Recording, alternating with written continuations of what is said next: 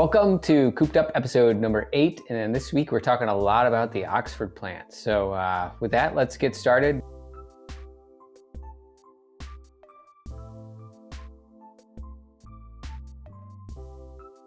My name is Nick. You can find me at the Mini Vlog on YouTube and Instagram. And with me as always is Ethan. Ethan, go ahead and tell us where we can find you. Hello guys, you can find me on YouTube at Car Creations and then on Instagram at Car Creations YT. Cool. And Ethan, what you got a story for us this week about the Oxford plant, I hear? Yeah, so I'm just going to give a little bit about the history of the Oxford plant. So we're just going to start with the first car that was ever rolled off the assembly plant there, and that was the Bullnose Morris Oxford, and that was produced in March 28, 1913. Wow. So this is what this Bullnose Morris Oxford car looks like. Actually looks quite cool, and I definitely would buy one in the future if any actually exists, but it doesn't look anything like a Mini, which is kind of interesting. But yeah, that was the first car that rolled off the assembly plant at Oxford in 1913. Wow. And this factory is the oldest mass production factory in the UK and the third oldest in the entire world. And since 1913, it's actually seen continuous production of lots of different types of cars. And then in the first Mini went in production when they were created in 1959. So I think I have a picture here of. So it was producing cars well before Minis started to roll off that line.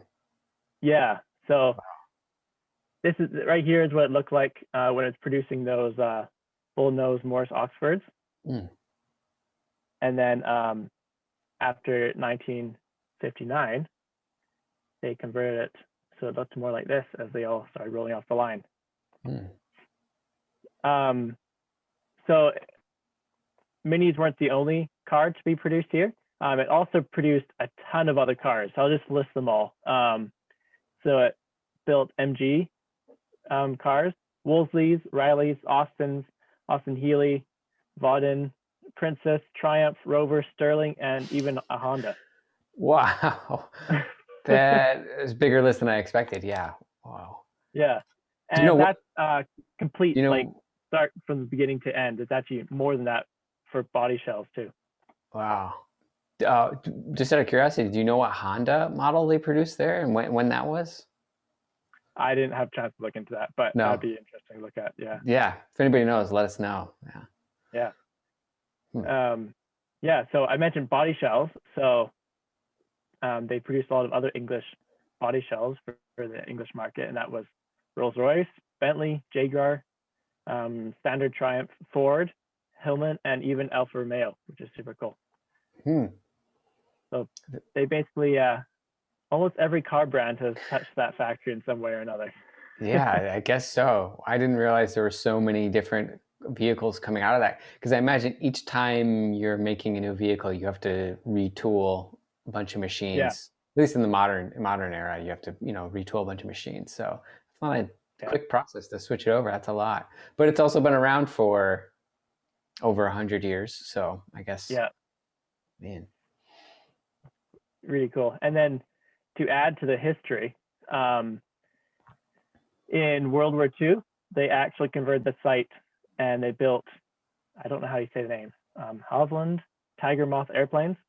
And then they also used it to fix broken, damaged World War II fighter jets. So yeah, that was going to be my next question is, did they ever build airplanes out of there at one point? Because that seems to be a pretty common theme for older car factories. They were either started as airplane factories or built airplanes at one point, or So this was, it started as cars, switched over to airplanes at some point, switched back to many different cars, and is now currently producing F-56 Minis and 55s. Yeah.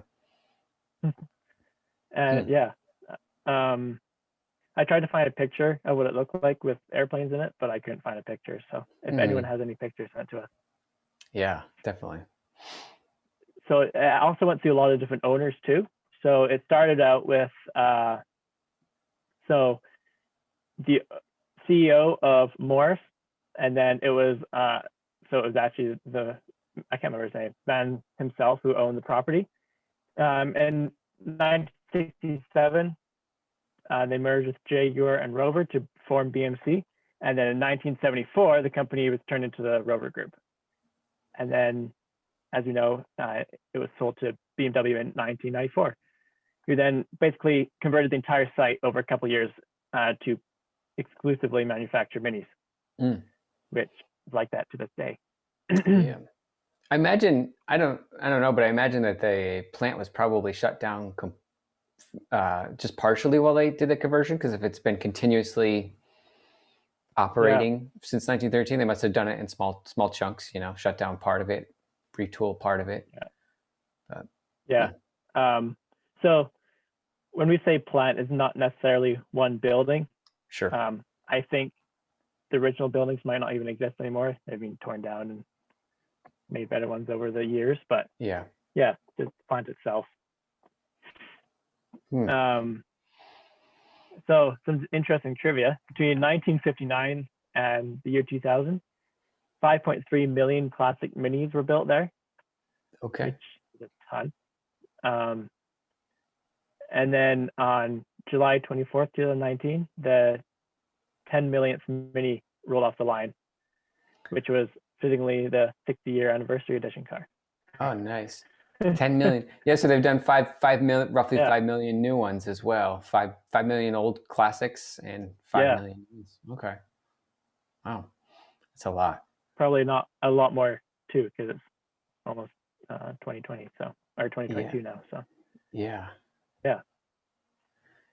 Yeah, we gotta get over there to visit and get a tour over there sometime. I hear you can go and get a tour of the plant to see some cars being made, which always sounds really awesome. So I have a picture here. Yeah. So this is the 60th anniversary car, the 10 millionth car that rolled off the line. And then beside it, that's actually the first Mini ever to roll off the line there too. So I was surprised we even had that car, but it's kind of cool to see that there, both together. Yeah. Yeah. I nearly bought that car actually. The 60th anniversary one? Yeah. Yeah. Yeah. Before I got my BMW. Okay, so yeah, there's the team with that car. Nice. Yeah. Wow. Yeah. And then here's the first edition, our first ever Mini, and then the 60. Right next to each other. Wow. That's really cool. That's a really cool mini gathering. I think I remember seeing some videos from some of the people that were there. I think Petroped might have been there for this event as well. That's cool. Yeah. Wow. Yeah. I wish I could have been there. That'd be fun. Yeah. That looks awesome. That basically brings us up to where we are now. I just did have a quick look. The Paceman was built in Austria, so that wasn't there. The Countryman, Netherlands. But there are rumors that they're bringing all the manufacturing back to Oxford, although possibly some of the significant part of the assembly will be in Germany. But that's just rumors for now, I guess. Yeah.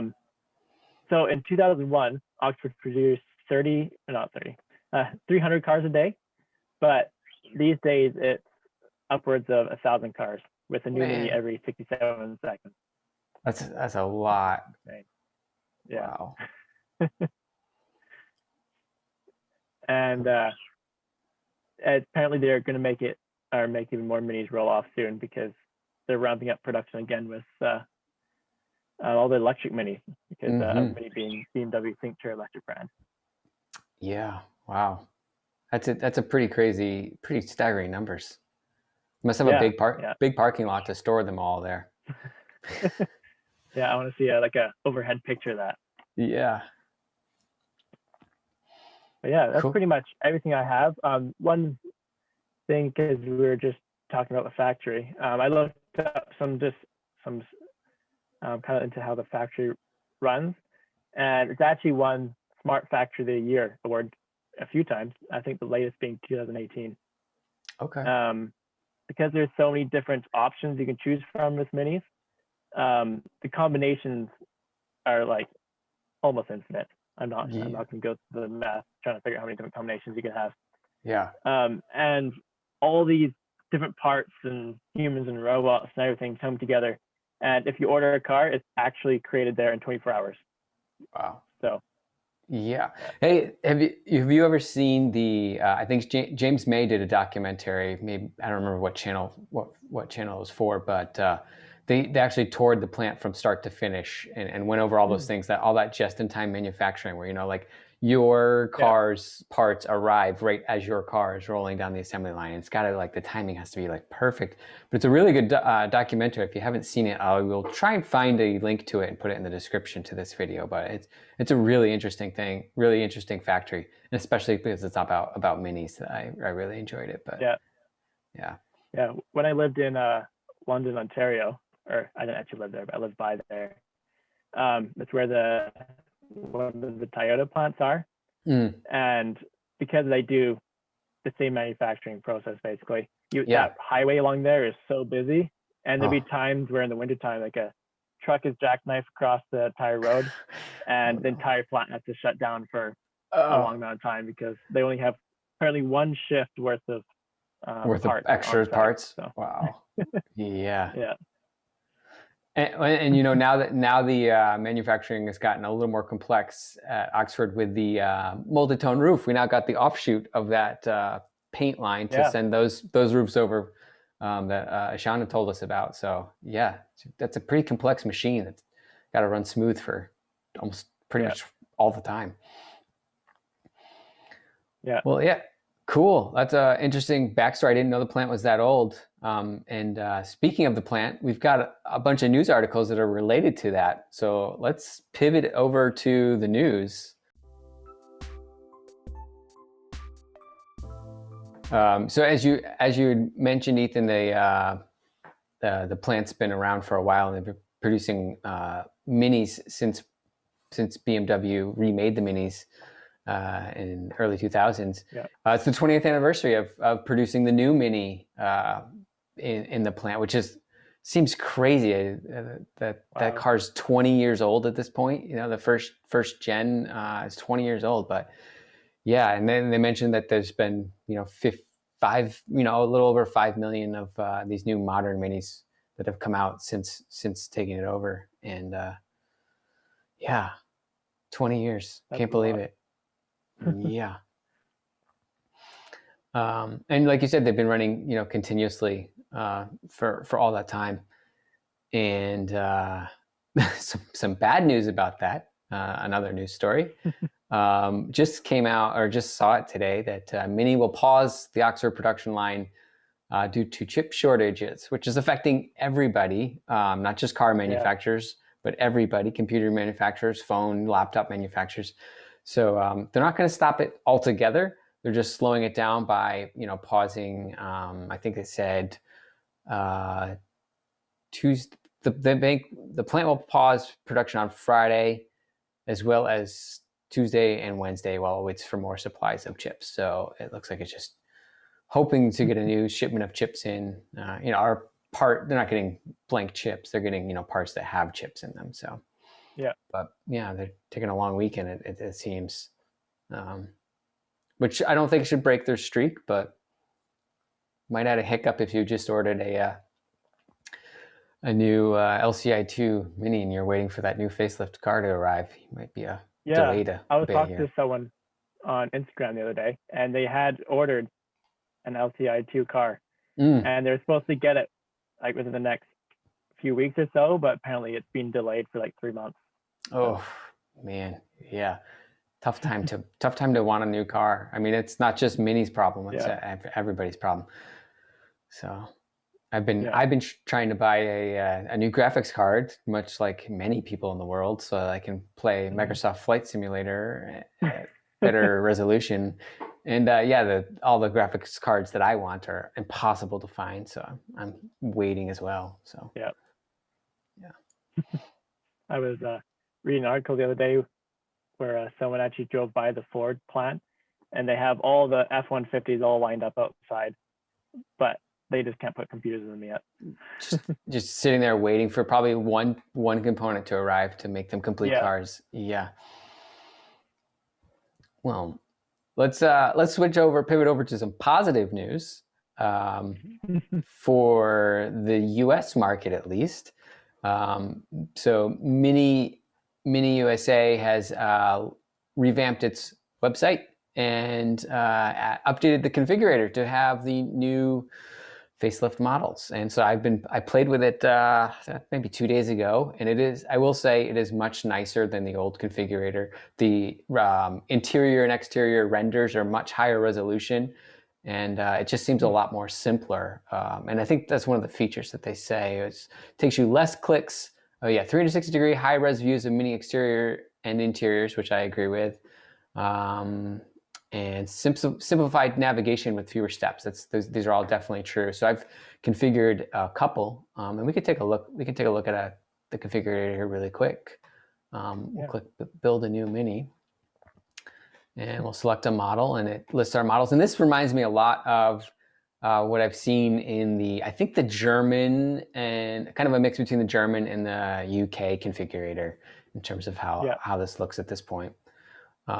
We are going to go hardtop 2-door, and then we choose, of course, the JCW. And the first thing it does is ask us to choose a package. And what's new here is like everything's grayed out until you select it. Like this isn't the color of the car, this gray. It's just, I haven't chosen color yet. So I'm going to choose the iconic trim. And then I will click my next step, which will then allow me to choose the color, because the colors are based off the trim packages. So now let's go, I'm gonna go black. And next up is the roof, and here's the exciting part. I can choose the multi-tone roof. Wow. And on JCW, I didn't know yeah, do that. Yeah, right now there's only the one option of the blue one, and I think we all will agree that there's going to be more colors coming soon. But yeah, you can choose it, and now we know it's $500. What I can't do in the configurator, at least I haven't figured it out yet, is I can't rotate to the top of the roof to see the top-down shot of the roof. I can only just spin it around in circles. So, but you can see it there. That it's added. So is that black color that if you look really closely, it actually looks like a dark blue? Yeah, this is the enigmatic black. Right. It's not just, there is the regular black, but this is that almost color shift black. Yeah. And again, this is a render, so it doesn't, it's gonna look a little bit different when you see it in person. But yeah, this is basically what I would get if I had won the lottery. I would get pretty much this build with that multi-tone roof. And yeah, let's take a look at the interior, because again, this interior, the render that they provided looks really nice. I think it looks pretty good. And with those trim options now, I think people are going to get the packages that they want, and they're not going to miss things out, because you hear so many stories of people being like, yeah, I ordered this and this, and then I didn't realize that heads-up display came with something different, and they didn't get it or something like that. So absolutely, yeah, they cleared that up. Yeah, still have the manual transmission or the 8-speed automatic, and we'll just finish this build out. Driver assistance, I don't go for in a JCW, but I do go for the premium package because it gets me that heated steering wheel, and that's what I really want. And then I think I added the heads-up display. And it has the Harman Kardon included with this package, which is really nice. I don't usually get the alarm system. I did have the roof rails on my JCW when I never ended up using them, so I don't think I would get them again. I think that now that I have the Countryman, there's no need for the roof rails on that. Yeah. So yeah, that's basically my build. So this is the configurator. A lot cleaner, simpler, I would agree. Yeah, overall, just looks a lot better. So This week's episode is brought to you by Rev Matching. Do you own a modern F-Series Mini with a manual transmission? Well, you're in luck. Then you have Rev Match. When you go to downshift, the engine's going to automatically rev the engine to match the gear that you just switched. No longer do you need to heel and toe everything. You can just keep 1 foot on the gas and 1 foot on the clutch. No need for that brake at all. To find out more about Rev Matching, just downshift in your car. Let's take a look at mine, and then we'll go into yours, because I think yours is a more exciting one to end on. So I'm going to show you this picture I found while perusing Reddit the other day, the Mini subreddit. And this shot, I just like, really speaks to me. I like the colors in it are really great. The depth of field, the shallower depth of field, the composition of this shot is just great. The car looks clean. Yeah, it's just like, I really like this shot. That's why I picked it. It just speaks to me. Really cool. Yeah, I get really sharp looking. If I photoshopped it, I think I would take the Mini logo on the center wheel cap and I just put it upright so that you could read it. But I mean, as shot, this is a cool picture. See, that's why you get those. Yeah, the floating. Okay. Yeah. Yeah. I actually went down to, when I met up with Oh Hello, It's Rich down in his neck of the woods. He has those on his car, and man, those are so fun to just like spin them around with your finger. They're so cool. Yeah, and they're durable. I live on a dirt road, and I was sure that the dirt would get in there and stop them from working, but still going strong. They're still good. Yeah. Nice. I mean, yeah, I would agree. Everything you buy Mini is generally kind of expensive, but it does last really well. It doesn't fade, doesn't have a UV fade. That's one of my concerns with a lot of these aftermarket parts, is like, just how will it look in 2 years after being exposed to the sun? It'll be all faded. And the Mini parts, I would say, at least in my experience, hold up really well. So yeah. So yeah, that's my pick. What do you have for your pick here? So it looks like someone restored an old classic Mini, and if you scroll through some of the pictures I have there, I don't know, they did an amazing job. Like the decals on the side actually look like actual paint, and I love how they kind of made it more modern with the LED headlights, interior. Yeah, everything. It's perfect. Oh, look at that! Look at that shift knob, that carbon weave. That's insane. That's really, really cool. Wow. I guess they went with like this casino theme, but I love it. Yeah, it's really, really sharp. Man, that is really nice looking. Yeah. Where's this? Frankfurt? I'm assuming it's in Germany? Yeah. It kind of looks that way. Yeah. I think this guy, he actually restores a bunch of different Minis if you go to his Instagram. So I don't want to go. I don't want to see that. It's just too much for me right now. Yeah, that's a sharp looking car. I want to see a classic in the Martini livery from older racing days. I think that'd be really cool. Yeah. That or the Golf livery. Yeah. Yeah. I saw someone who they actually kind of turned the what color blue is that? I can't remember the color. It was like that lighter, I don't know, Golf like blue that Mini had for a while. And a few people actually have seen it online. They've kind of turned that into the Golf livery. Yeah, I've seen somebody that I met when I picked up the GP3 that had a very similar Mini with the Golf livery. It looked really cool. So yeah, those are our social picks for the week. So yeah, you could find me on YouTube as the Mini Vlog, where I just kind of share a weekly video of what it's like to live life with 2 Minis. And I also do the same on Instagram. And this week, I got, trust me, this is more painful for me than it is for you, but I removed my passenger dash to put in the passenger sport display. So that's what my video is going to be this week. I made sure that I didn't break anything, I didn't break any clips, and I made sure that this can be put back in at any time if I want to put it back in. So I know people out there might be freaking out a little bit, but I took good care of it, so don't worry. What about you, Ethan? Where can we find you, and what do you got coming up this week? All right, so you can find me on YouTube at Car Creations and on Instagram, Car Creations YT. And we do Mini and BMW content.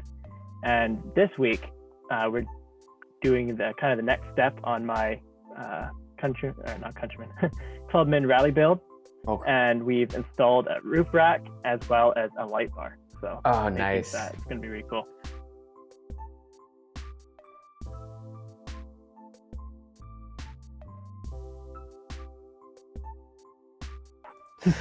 For the first time I ever figured out that existed, I was test driving an F-Series, and I'd gotten quite good at automatic rev matching myself in my old Mini, and I go to rev match, and the entire thing is like... oh, yeah, it's you rev matching, it's rev match already. Yeah, it was very interesting. Yeah, I remember pretty similar situation the first time I went to do it. I just didn't know it existed, and my first drive, and I bucked the car pretty good with trying to get it into gear. So yeah.